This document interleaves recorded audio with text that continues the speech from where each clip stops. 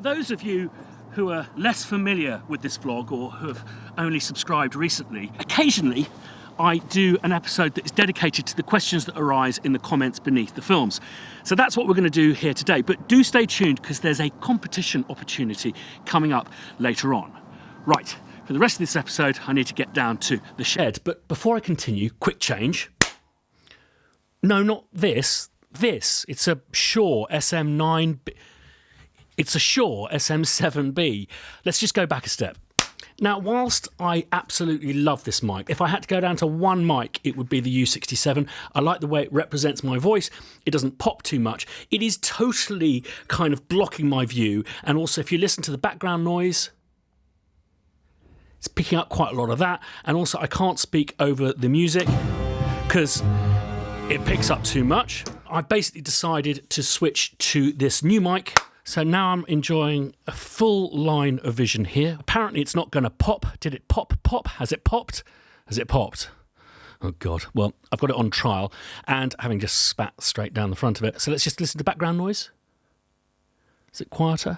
21212. Can I talk over the music? First kind of series of questions that have been coming up recently is people appear to have been getting adverts in the middle of our films, and that shouldn't be happening. Basically, I've got, if you look here, I've got monetization selected. I've actually just noticed that I've got these non-skimmable ads ticked. I've taken that off because those are really annoying. But as you can see, I'm not allowing YouTube to put any ads in the middle of the video. So I'd really be interested to hear your accounts of that. I certainly haven't looked at any of my videos and I watch them all the time at length. No, I don't actually ever experience that, but I'm a bit concerned that's happening. The reason that I have monetized the videos is threefold. Is one, to try and just understand better how YouTube works. Us media composers are really writing ourselves out of the equation where YouTube's concerned. We're not really being involved that much with, writing music to picture on YouTube. So I want to understand the platform better.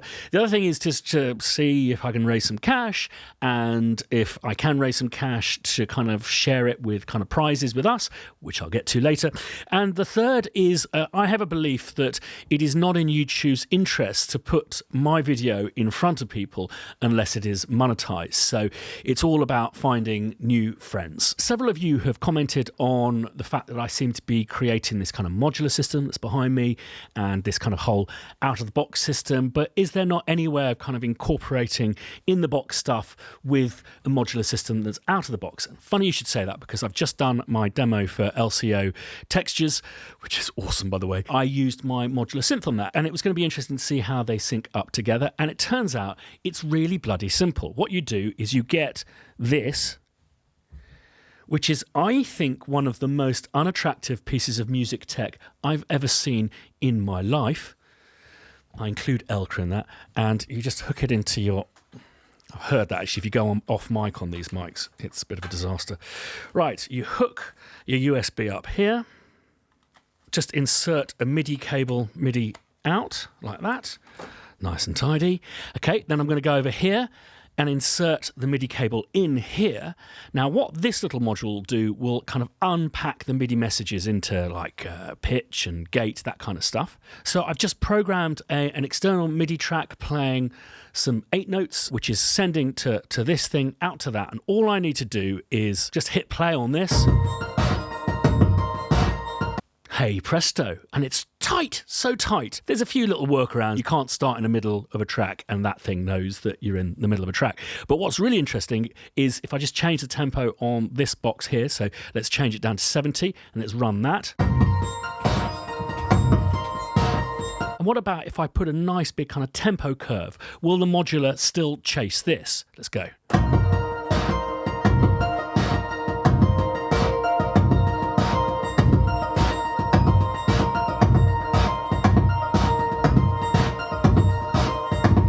It was pretty impressive, really. I'd hate to sync this up to that, though. I think that would be slightly more complicated. Anyway, I think it's really interesting that kind of basically 1960s technology is still very much keeping up with this old crap. Right, I want to get rid of this because it's an insult to my aesthetics. Talking of Modular Mondays, I denied you on the last one the ultimate pleasure in modular synthesis, which is tearing all of the leads out so you get a nice, clean modular synth again. So here goes for a despag.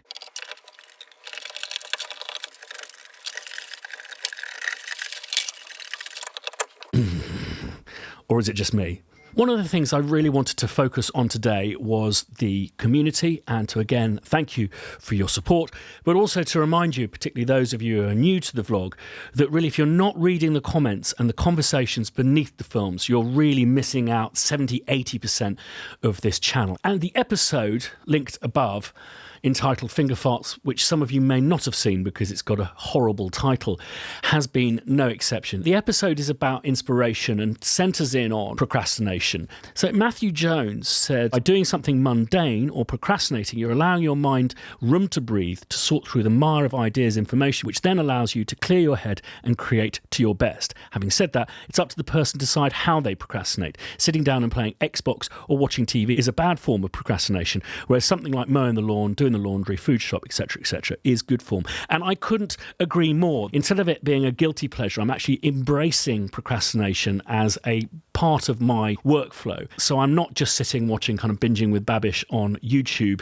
Well, in fact, when I do that, I just call it something else. It's called relaxing, and it's okay to wake up at 4 o'clock in the morning and do that from time to time. I think that there's something about creatives having a degree of workaholism. I don't know if we're kind of codependent and that's the relationship we have with work, but for me, a lot of this argument is actually just semantic. I mean, this, to me, feels in the pit of my stomach like procrastination. Me standing on a mountain, talking into a camera, making this vlog, it feels like I'm avoiding my real job.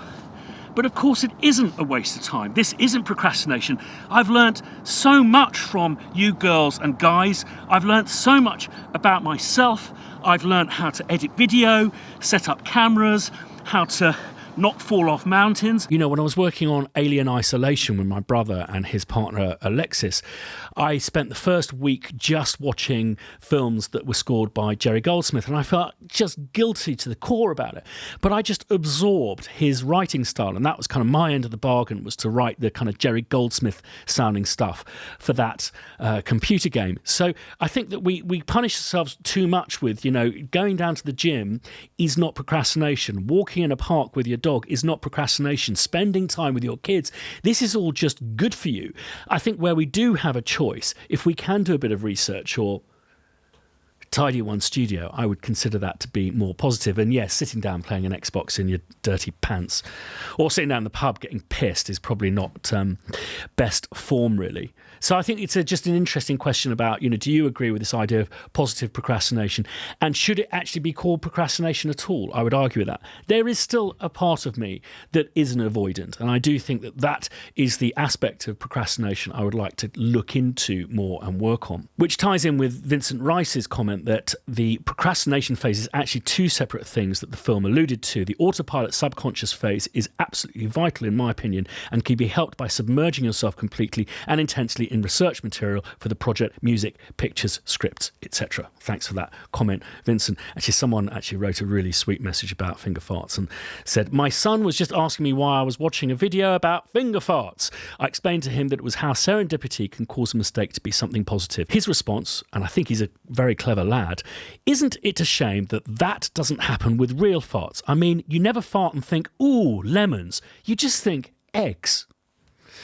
Not with my farts. You just think kind of tar. I made a couple of films that directly challenge what people have brought up in comments or other parts of social media, and I've realised that I do need to be a little bit more careful about that, because the kind of sarcastic tone that I speak in doesn't necessarily travel internationally and it can be misconstrued. But if I do mention anyone or anything directly, do understand that this vlog is, take it with a pinch of salt. You can see when I'm being kind of passionate about things, but when I'm being kind of cross, it's pretend cross, it's sarcastic cross. So going back to that comment about finding stuff to educate yourself on YouTube, I actually have, to break with convention, a question back to you, because I'm totally stumped. So I'm doing a short form piece, a 90-second advert at the moment, and when I do that, I tend not to work with Logic and Pro Tools. I just work within Logic because, I don't know, within this 90 seconds, I've got probably about 20 or 30 spots that I'm hitting, and I find it a lot easier to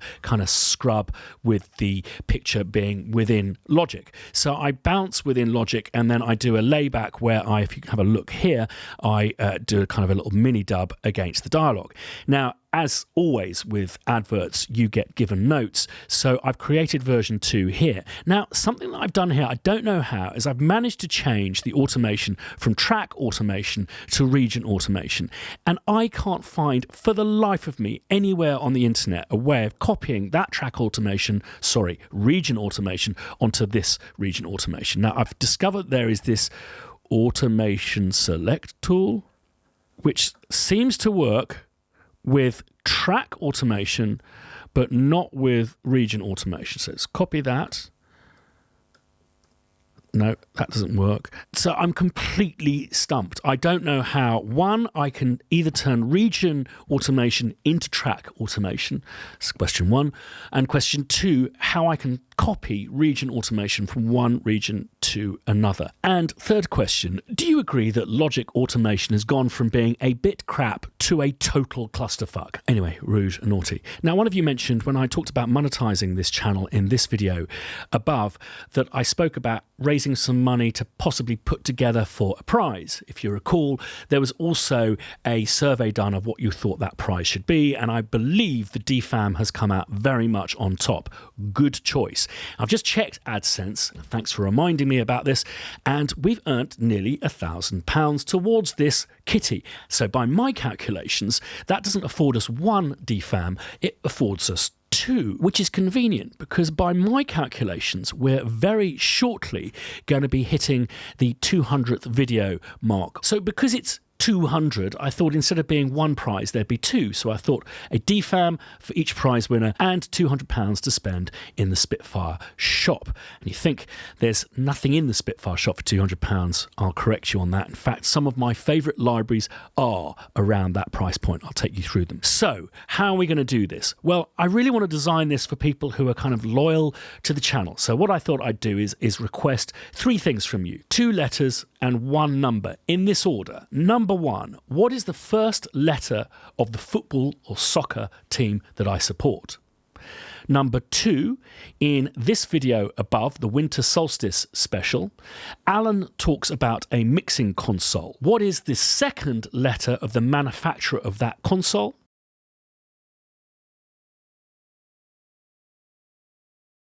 And third, which is a number, how many are there? And I'm afraid, Alan, I'm going to have to exclude you from this competition. I'll make it up to you somehow. Your students are welcome to take part, provided you don't tip them off. The way to enter is to simply, in the comments below, put in your kind of submission for the 2 letters and the number, and we'll award the 2 prizes to the first 2 people who get the correct answer the quickest, i.e. the timestamp on your comment within the comments section. But as always, thanks for your massive support. As was demonstrated by my Farty Fingers episode, sometimes I really rely on you and this community to provide food for my kind of kicking off before everyone contributes in the comments down below. If you have any questions for me, do stick them, and I'll make special attention to this particular thread because obviously people are going to be submitting their acronyms for the competition underneath. So thanks as always for watching. Back to me on the mountain. As a recap, I need 2 letters and a number.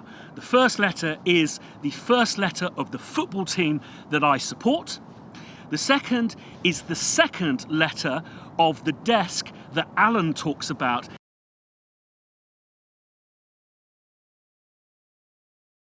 in the Winter Solstice video that I linked above earlier.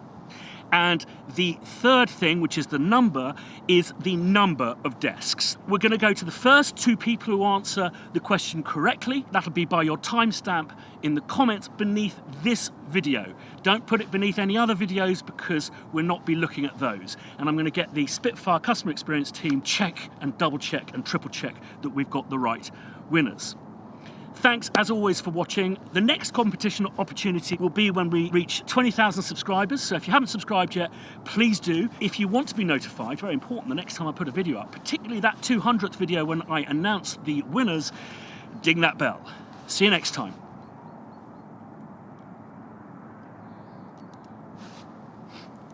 Little secret.